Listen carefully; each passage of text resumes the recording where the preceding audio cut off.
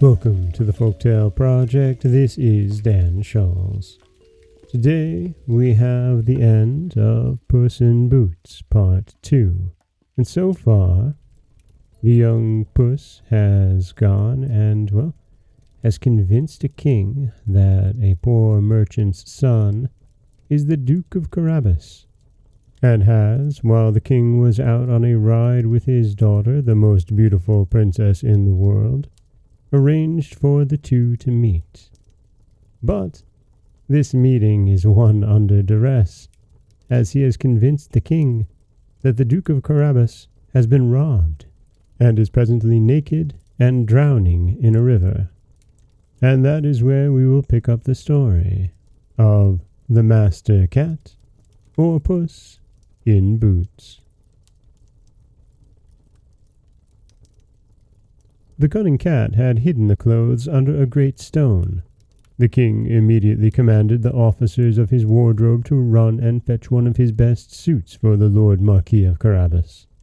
The king caressed him after a very extraordinary manner, and as the fine clothes he had given him extremely set off his good mien, for he was well made and very handsome in his person, the king's daughter took a secret inclination to him, and the Marquis of Carabas had no sooner cast 2 or 3 respectful and somewhat tender glances, but she fell in love with him to distraction. The king would needs have him come into the coach and take part of the airing. The cat, quite overjoyed to see his project begin to succeed, marched on before, and meeting with some countrymen who were mowing a meadow, said to them, "Good people, you who are mowing, if you do not tell the king that the meadow you mow belongs to my Lord Marquis of Carabas, you shall be chopped as small as herbs for the pot." The king did not fail asking of the mowers whom the meadow they were mowing belonged. "To my Lord Marquis of Carabas," answered they all together, for the cat's threats had made them terribly afraid. "You see, sir," said the Marquis, "this is a meadow which never fails to yield a plentiful harvest every year."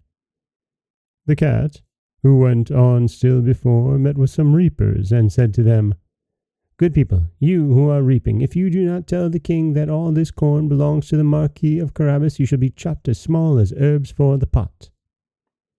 The king, who passed by a moment after, would needs them to whom all that corn which he then saw did belong.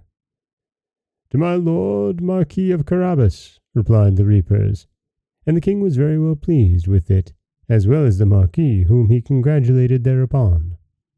The Master Cat, who went always before, said the same words to all he met, and the king was astonished at the vast estates of my Lord Marquis of Carabas.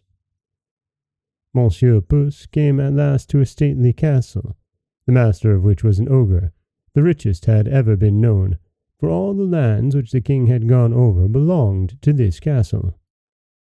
The cat, who had taken care to inform himself who this ogre was and what he could do, asked to speak with him, saying he could not pass so near his castle without having the honor of paying his respects to him.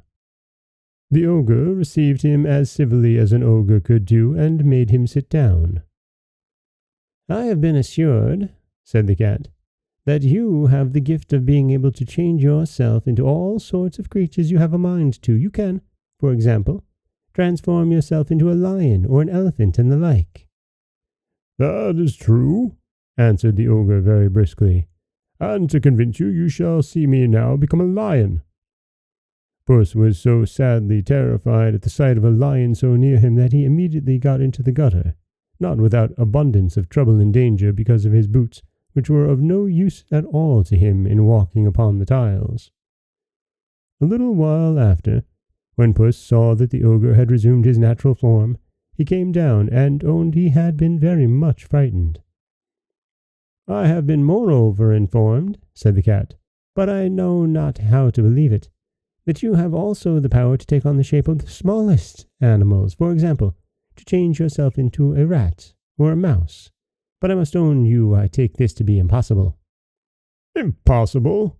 cried the ogre. "You shall see presently." And, at the same time, he changed himself into a mouse, and began to run about the floor. Puss no sooner perceived this, but he fell upon him and ate him up. Meanwhile, the king, who saw as he passed this fine castle of the ogres, had a mind to go into it. Puss, who heard the noise of his majesty's coach running over the drawbridge, ran out and said to the king, "Your majesty is welcome to this castle of my lord Marquis of Carabas." "What, my lord Marquis," cried the king, "does this castle also belong to you? There can be nothing finer than this court and all the stately buildings which surround it. Let us go into it, if you please." The Marquis gave his hand to the princess, and followed the king, who went first. They passed into a spacious hall, where they found a magnificent collation, which the ogre had prepared for his friends, who were that very day to visit him, but dared not to enter, knowing the king was there. His majesty was perfectly charmed with all the good qualities of my lord Marquis of Carabas, as was his daughter, who had fallen violently in love with him, and, seeing the vast estate he possessed, said to him, after having drunk 5 or 6 glasses, "It will be owing to yourself only, my lord Marquis, if you are not my son-in-law." The Marquis, making several low bows, accepted the honour which his majesty conferred upon him, and forthwith, that very same day, married the princess. Puss became a great lord, and never ran after mice any more, but only for his diversion.